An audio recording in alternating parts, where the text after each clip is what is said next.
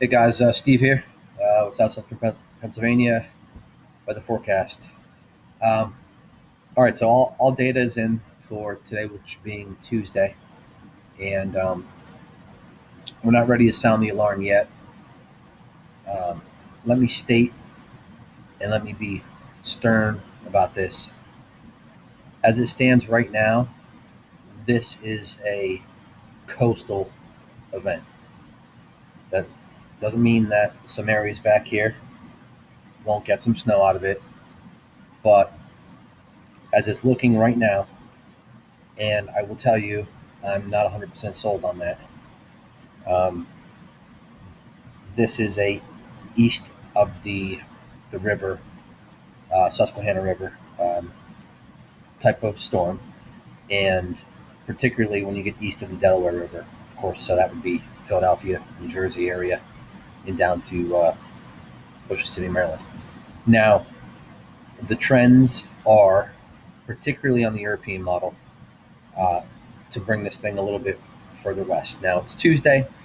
Um, Probably tomorrow is when we really start to dig into this, and then it will be time to start putting out the memos and sounding the alarm. But this storm has blizzard written all over it.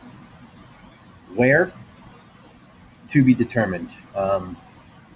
Looking back at a couple other storms, particularly, I want to pay attention to the Sunday, not this past Sunday, but the Sunday before, where 4 days out, um, had a good swath of snow over south central PA, and then as we got closer and closer and closer, that was shifting west, and we still ended up with 3 inches of snow prior to the turnover. Now, I'm not saying that same exact scenario is going to occur here. It's a little bit different setup, but normally in these events, you're going to get a shift west of the track. So what you're looking at, and I'm looking at another screen, and my camera is on one monitor while I'm looking at the other monitor. These are the latest European ensemble guidance, and that's what we're using. We're not going to use operational guidance for this, but these are all the clusters of the ensemble members. And I'm going to draw something here. I'm basically just going to draw a line through what would be the center of the low pressure as it's forecasted there and there. Oh, let me undo that. Let me go from here. Sorry, this isn't the easiest to draw with my finger. I'm using a mouse pad here. And there. Now, for the best snows in south central PA, we're going to draw a line generally like this. Of course, not straight. And we want the storm to be deepening up to about this point. Once it gets north of this point, it becomes a storm for areas north of the line. Now, it doesn't mean that you're not going to get wraparound, but we want the storm to be in. I'm going to draw this down here. This corridor coming up the coast. Okay? So the closer to the coast, in most situations, is best. Um, but not in all situations. All depends on how much cold air is around. Well, now this will be a cold storm. Uh, Temperatures probably in the upper teens to low 20s when snow's falling. So ratios are going to play a factor in the total accumulations as well. But we're going to move forward here, and we're just going to take note to something. Now, I say we follow the trends in meteorology, particularly this far out. It's Tuesday. This storm really isn't forecast until early Saturday morning. So we're for Tuesday, Wednesday, Thursday, Friday. That's 4.5, 5 days out still. All right. So what I want you to pay special attention to is all these low pressure clusters or L's left of this line. Now, what we want to see, if we want a big storm back here, so we want to see these low pressure systems as close to the coast as possible, particularly in this area right here. So this is 1 o'clock in the morning on Saturday. We're going to move forward, and this is every 6 hours.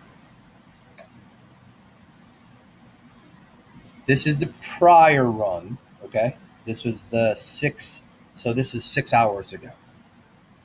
Now, we're not going to monitor these every 6 hours, but we're just going to use this for reference purposes. This line was where the center of the low pressure was forecast now versus over here 6 hours ago.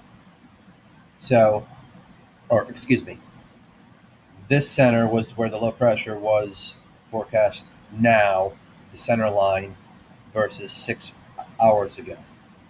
So what you're going to notice is these clusters of L's. You want them to be to the west of this line. The more, the better. So this is 7 o'clock in the morning on Saturday.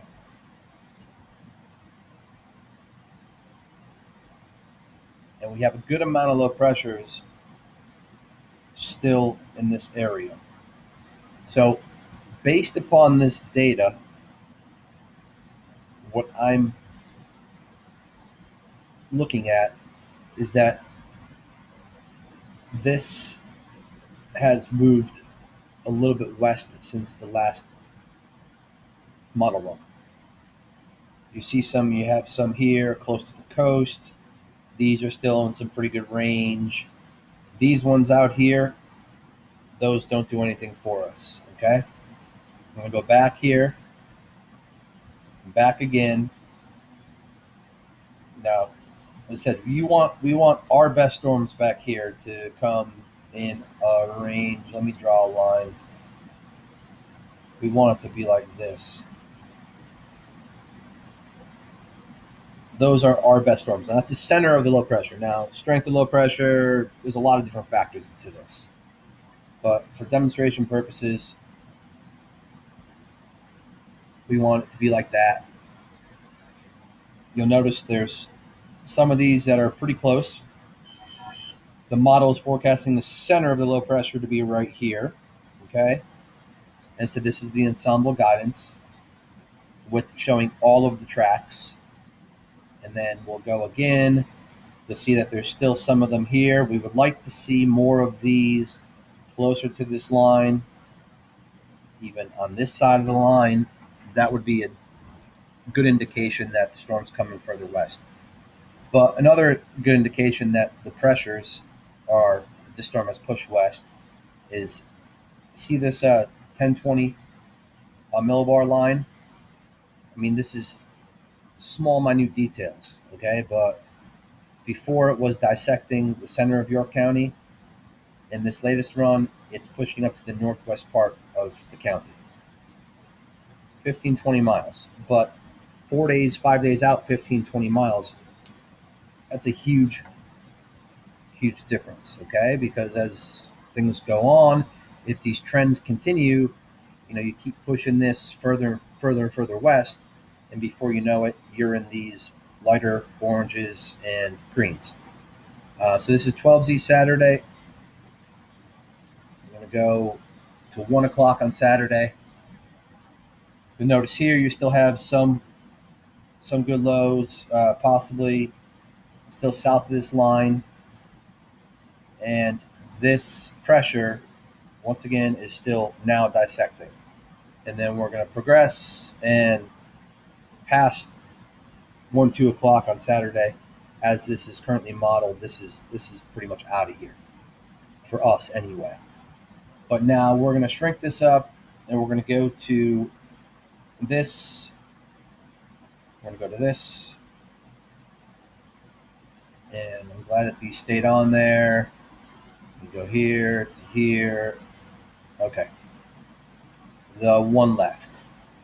But what I want to show is this was the center forecasted by the ensemble guidance, low pressure west of there.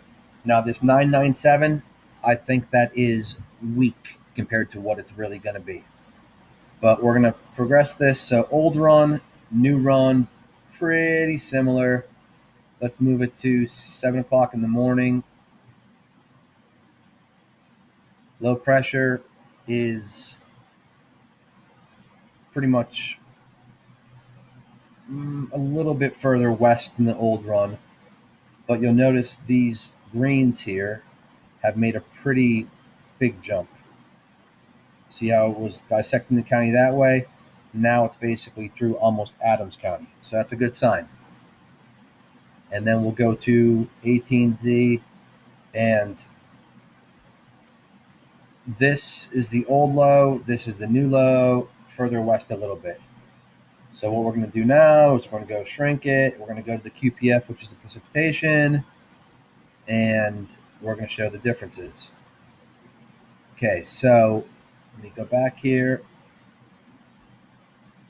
Now, as I said, this is ensemble guidance. This is not one model run. These are many model runs. The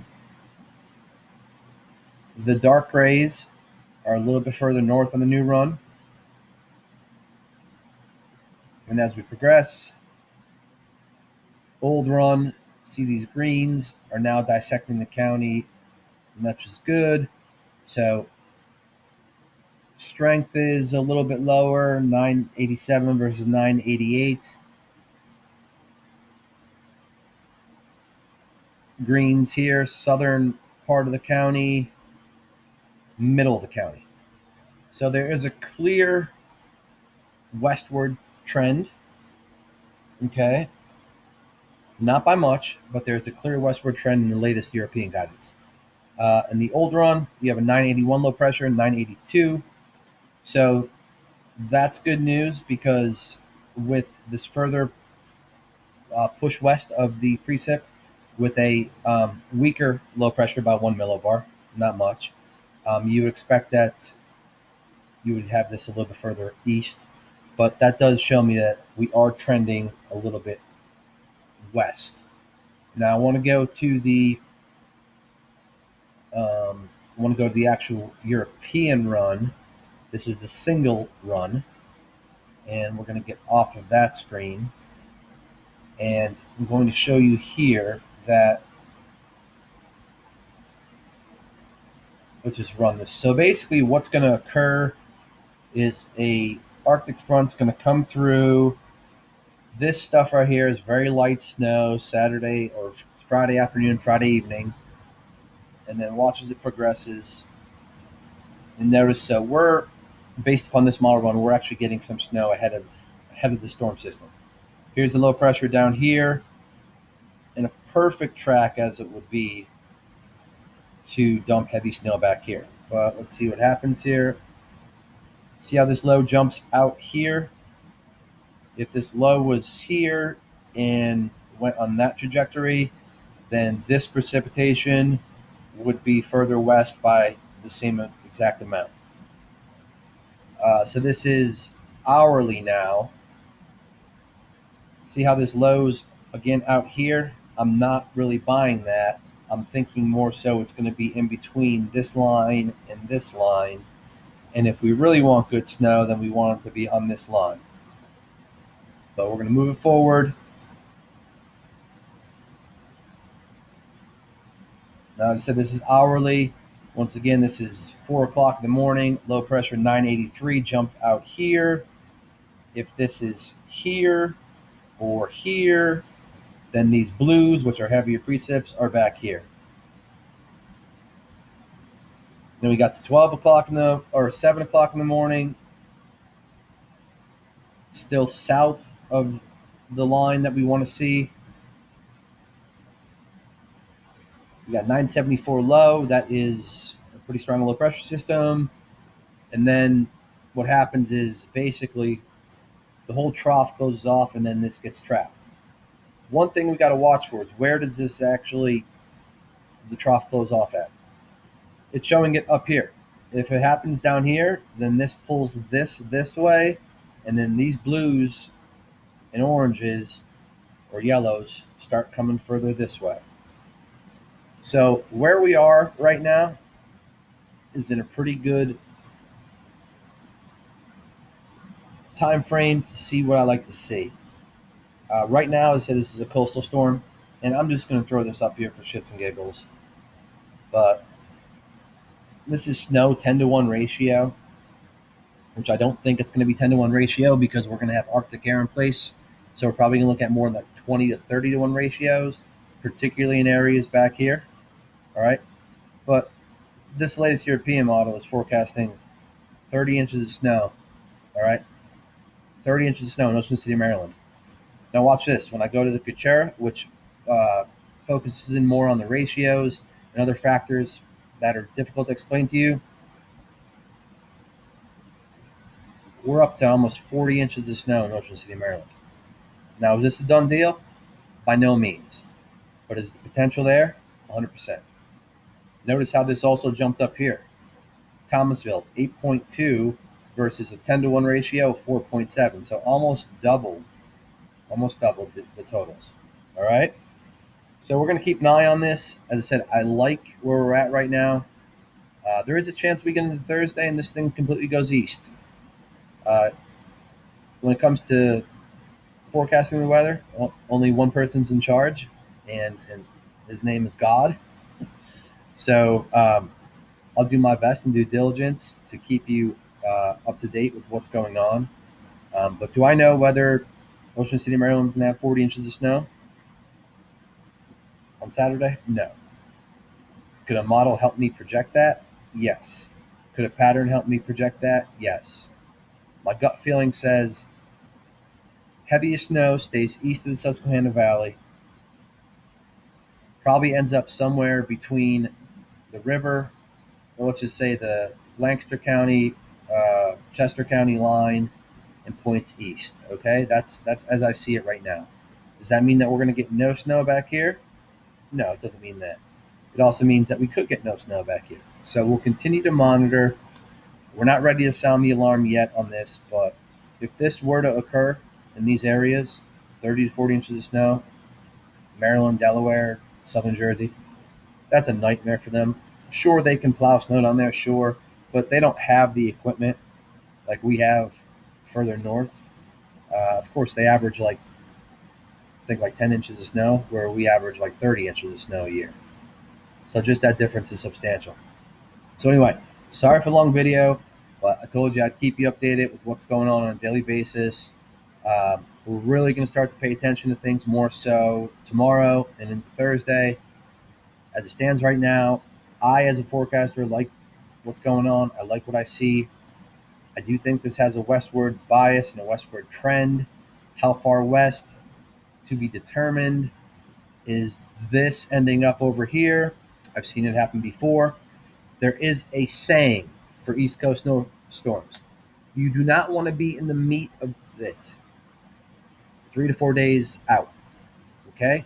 Normally, that 3 to 4 day period doesn't account for adjustments and projections and what's happening upstream, downstream. There's a lot of different factors which go into play with these modeling, trying to figure out where all the parts of the pieces are all coming together.